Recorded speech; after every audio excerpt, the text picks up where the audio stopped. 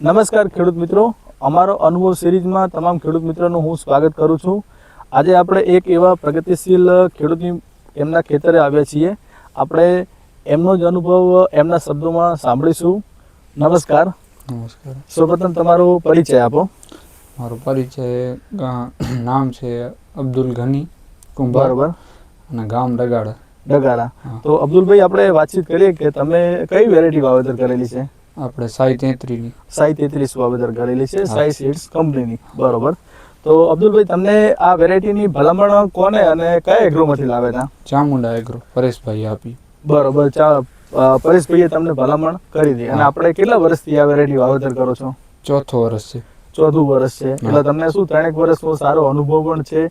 તો આપણે પરેશભાઈ વાતચીત કરીએ કે આપણે અબ્દુલભાઈ વાતચીત કરીએ કે આ વેરાયટીમાં તમને સામે માળમાં, ઉત્પાદનમાં કે ક્યાંય સુકારાનો પ્રશ્ન, ક્યાંય ચૂસિયાનો પ્રશ્ન કે કેવો પ્રકારનો લાગ્યો તમને? ઓછો સારી વેરાયટી. હા. અને બીજું ઉત્પાદન તમને સામે કેવું રહેશે ભલે? બરોબર છે ઉત્પાદન. અને વજન ને બીજું બધું શું? વજન બરોબર, વજન દાણાદાર, ફૂટ બોરી સારી આવે.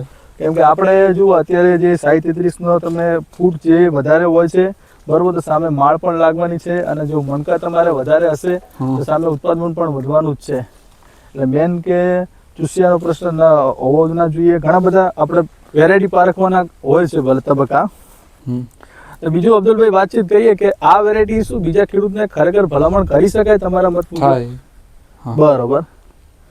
ઓકે, ધન્યવાદ. આભાર તમારો કિંમતી સમય આપવા માટે.